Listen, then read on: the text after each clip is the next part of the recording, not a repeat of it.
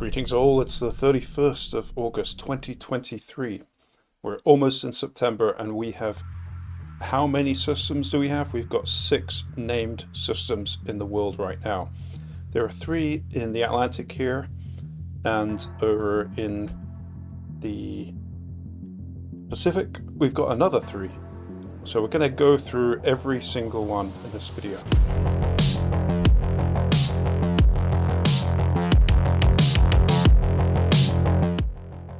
Let's check out the Atlantic first. Our 3 systems are Idalia off the east coast of the US, and then we've got Franklin that is just north of Bermuda. Bermuda is in here, a tiny island right there, so it's still menacing Bermuda. And then off here we've got newly formed tropical storm Jose. And why do we have an Fi and a G storm? Is because Franklin has been around for ages, and there have been 2 in-between storms before Idalia formed and then Jose. So Franklin is our real old story. It's come, well, actually, let's put on, it formed down, way down here. It actually came as a disturbance, came across Hispaniola, did something like this. I don't actually remember exactly, but it's been around for a long time. Well, I wasn't too far off with Franklin's track, not quite as loopy, but that's it there. And of course we've had Idalia that was a disturbance for a long time down here in the Yucatan Channel before it moved up and hit Florida and then moved up through the eastern US. Here is Jose off towards the east-southeast of Franklin up there. And the sun has just risen over Jose and is approaching Franklin now. You can see a pretty nice outflow channel with cirrus spreading off in this direction.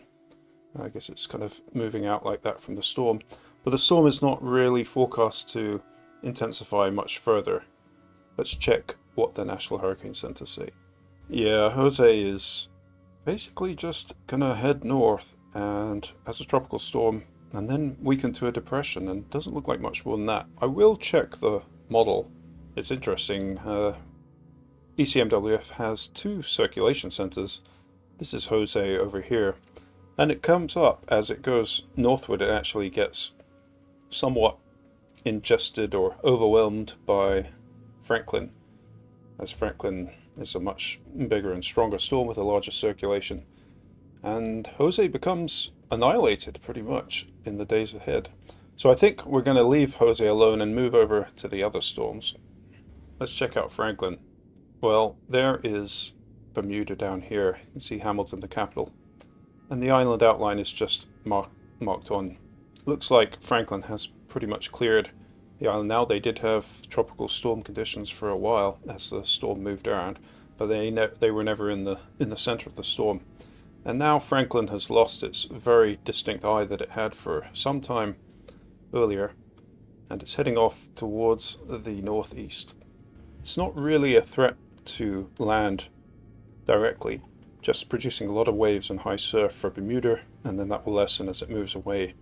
This is Franklin over here.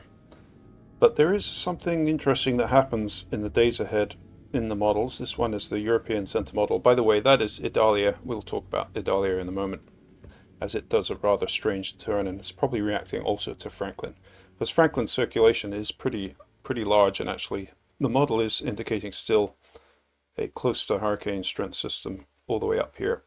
As it goes forward, we see another system of strong winds blowing around the side of the Iberian Peninsula, and probably there's an upper level low there or something. We should check it out.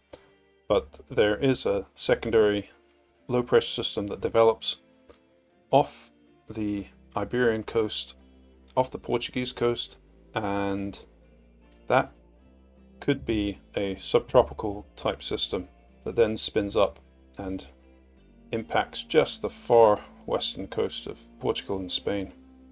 So actually that is more interesting than Franklin itself, and we should probably look at that. The time frame of this system off Portugal developing, it's around the 4th of September, so in a few days from now we should see this thing spinning up. But let's see if it's just the European Centre model doing it. I'm going to switch to the GFS. Yes, well, look at that. The location is almost the same. The GFS with its coarser res is in this output anyway, at 22 kilometers resolution, is not resolving as fine of the structure. But what about the Icon EU? Oh, yeah, there it is. It's further south in the Icon EU. Monday the 4th, that's right, towards the end of their forecast. This is the edge of the domain, that's why it cuts off. So this is a higher resolution European focus model.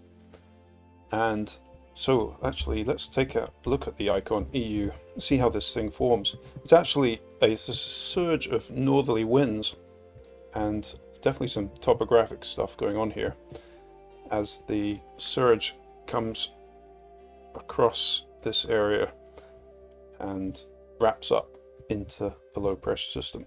I will actually check the mid-level winds just to see if there's an upper level low. I'm assuming there is an upper level low here. To see if there's an upper level low pressure system, you can drag the wind barbs up and have a look at how things look at higher elevations. I'm going to put it up to, oh my goodness. Right. Well, there is at 5,500 meters, 500 hectopascals, and holy moly, there is certainly an upper level low, a huge upper level low in the jet stream there. So that really explains why that system is forming. So we now know that it is a very large upper level low, and I've jumped back now. I'm still looking at the, well, I'm looking at, what am I looking at? 7,000 meters, 400 hectopascals elevation winds. So there's this big trough. This is back now at the present time, 12 UTC on 31st of August. So I'm going to jump forward so that we can see the evolution of that monster upper level low pressure system as it moves to the west of Portugal.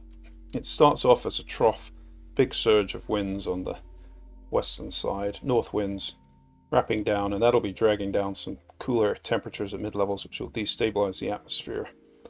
In fact, this will be a cold core, pocketed cold core mid-level low, and there you see the low pressure system develop. It's fully cut off from the jet stream, surging past to the north, and it lingers around for a little while. Right, that is very interesting. We'll have to keep an eye on that for impacts potentially in Portugal and Spain in the days ahead, and into Morocco too. Next up we have Hurricane Idalia, or what was Hurricane Idalia. It's now tropical storm, or maybe now not even that, a post-tropical type system, but it's still menacing the northeastern coast of the US now after causing destruction in Florida. Terrible storm surges have flooded many communities, as I'm sure you've seen on the news. Awful system. But now it is forecast to move back out into the Atlantic and do a rather strange track. Let's check it out. Here's the National Hurricane Center map for Idalia, and it actually takes the storm over Bermuda by Sunday and Monday. So Bermuda is going to be impacted by another tropical storm. And of course, Franklin was a hurricane, but the impacts in Bermuda were of the tropical storm strength because it was on the edge of the storm. So this looks like more tropical storm conditions for Bermuda in the days ahead. But I'm not too sure how certain this track is. Let's just check out the models to see if it's certain. I think at least the first part of the forecast is in good agreement between the GFS and ECMWF. But beyond that, there is still quite a degree of uncertainty as to where the system will go. But it is a weakening or sort of stabilized tropical storm strength, large system as it moves towards Bermuda for their next round. I've just noticed there's a huge slab of Saharan dust, but it gets very bright when the sun rises, and it kind of dims out a bit. But anyway, my goodness, look at it. You can see it stretching right across. That's Brazil down there, and so off here is the West African coast. We do have another system developing over here. I think we're going to have a look at this one. The Saharan dust layer tends to not be good for hurricane development because it produces a warm, dry layer in the troposphere, which is not great for thunderstorm development or the formation of TCs. Alright, well, this is making a bit more sense with the double low pressure system. They had a disturbance over here, weak chance of formation, but that one we were just looking at in the mixed up in that all that Saharan dust, 70% chance of a tropical cyclone in the next 48 hours. This is significant. We should definitely look at the models on this one.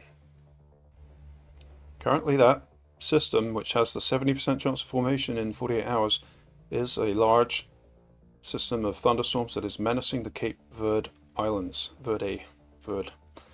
And let's check out how the wind field develops. So it's quite a large low pressure system. Winds are at the 24 knot. How it develops, or does it develop, in the European Centre model. So it's actually moving up towards the northwest, and that's quite interesting. So it's not taking that westward path across the Atlantic, producing some strong winds through the Canary Islands up there, and it just progresses up into there and weakens. Okay. So that one's, I don't know, that might be a bit of a oh, there's another system down here.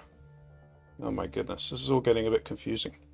So we're going to have all sorts of stuff going on. It's just crazy. So that 70% system is going up here and dying according to the ECMWF. We've got another system developing down here, and then we've got the system of Portugal up there that's going to be developing. So all right, let's take a look at this one now.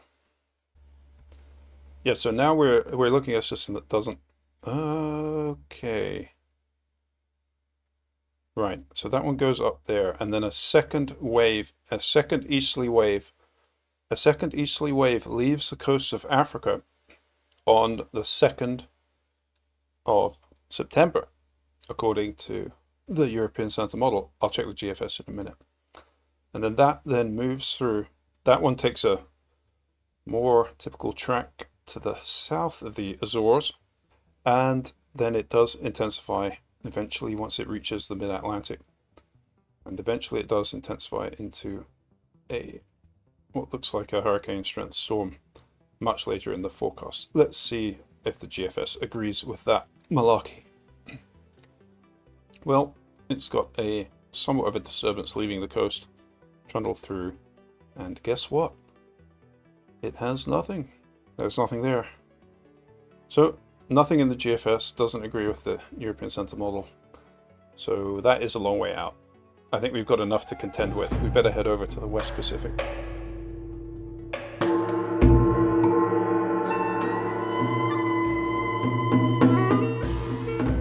Because it is all go in the Western Pacific.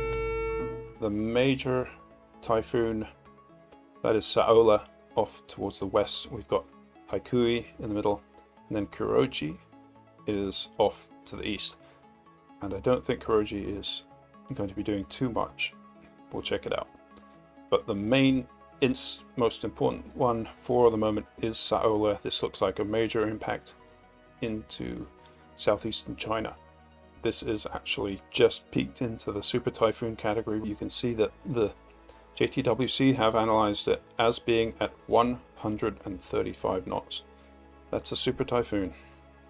So here it is, Super Typhoon Saola. It has got, this is the infrared channel, temperatures down to about minus 75 Celsius in the darker reds here. The deep convective central dense overcast is completely surrounding the eye wall pretty much. Very slight thinning on this side, but really it's looking very, very healthy, though the storm is forecast to weaken a little bit as it approaches land. It's still going to be very strong into getting close to the coast, but how close, this will be very, very dependent on the track. It's coming in at an angle as well, so any slight change in the track could significantly change the areas that are going to be impacted by the storm. Well, I mean, for the first bit, it remains offshore. It comes in and it actually approaches the coast in the JTWC right by Hong Kong, Now, we really need to look at this in more detail because it's a little bit messed up here. It's also stalling and doing a loop at the end, which is not great. I'm going to jump in with the Hurricane Wharf on this one. Actually, there isn't a run with the Hurricane Wharf for Saola, but we do have the HAFS, also a high-resolution storm following model, and that takes a storm in. You can see the wind field contracting as it approaches the coast. Definitely going to be having a lot of land interaction with the storm. The storm weakens somewhat, and that there is Hong Kong.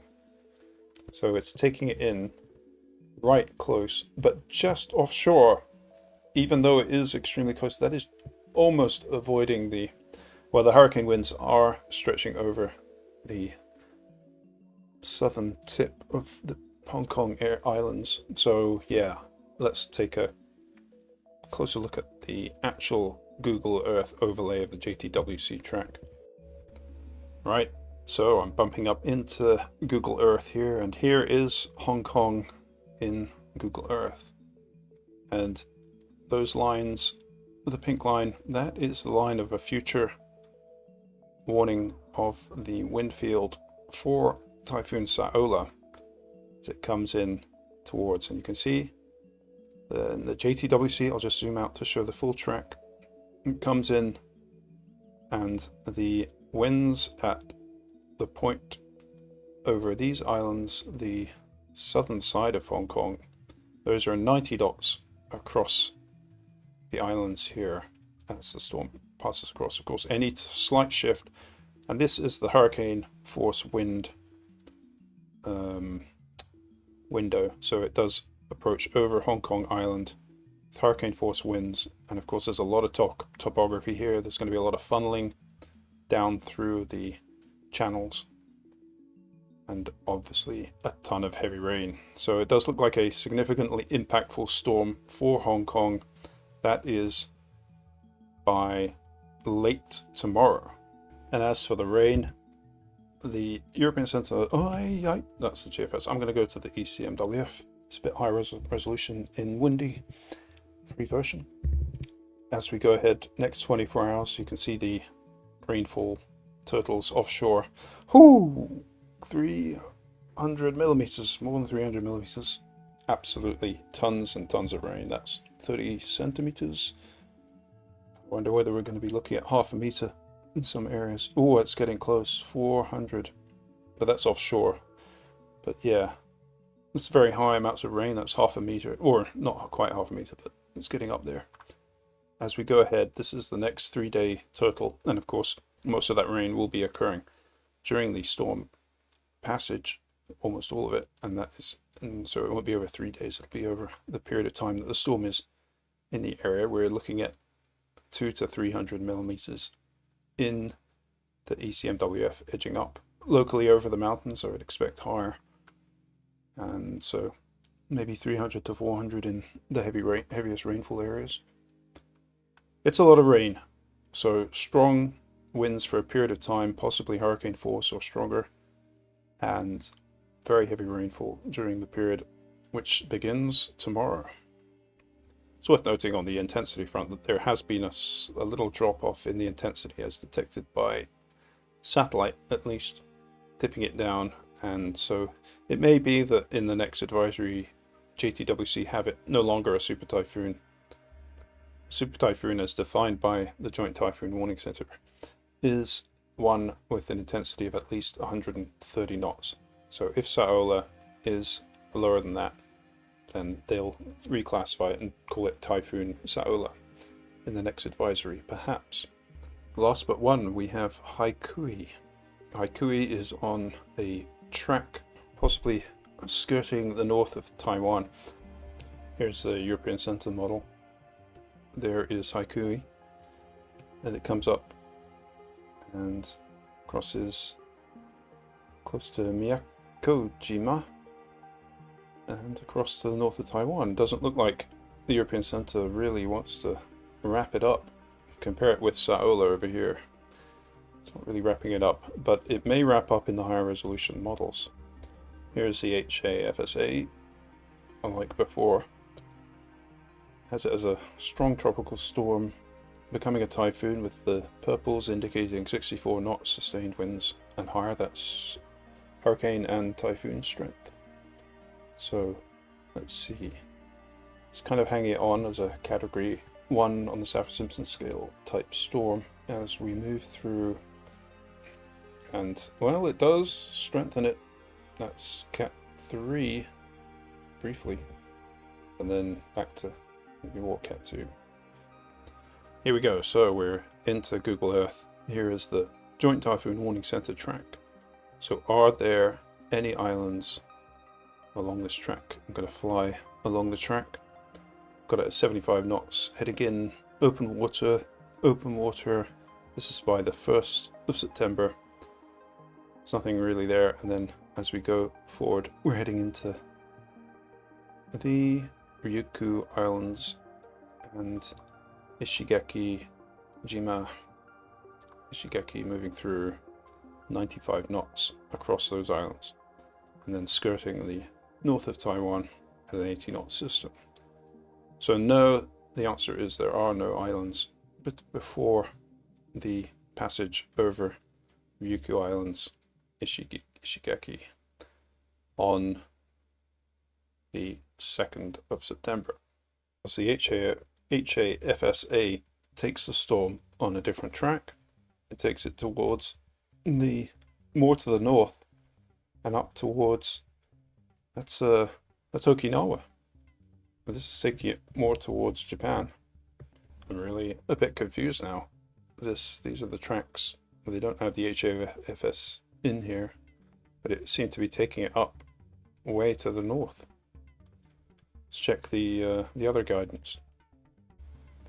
I think, and please correct me if I'm wrong, but I think that HAFSA is one of these real outliers that takes the storm up to the north and into Japan. But clearly the consensus is on this more direct west-northwesterly track that takes it in towards the Ishigaki, Jima, and those Miyakojima Islands, and across close to the north of Taiwan. But clearly there is some uncertainty, and the uncertainty becomes greater and greater, particularly past once you get to that point where it's going to be near the islands. Phew-wee, that was confusing. I'm still a bit unclear, but anyway, Haikui is most likely on a fairly solid track as a moderate strength typhoon. Over there we've got Saola going into Hong Kong, or close to Hong Kong. And then finally we've got Kuroji, which is over here. And this one is heading up here and not becoming strong at all. It's tried to get you excited there, but it is not an exciting storm. Because it looks like this. We've got a strong tropical storm, and then it heads up and approaches towards the south of Japan late. That's on the 4th.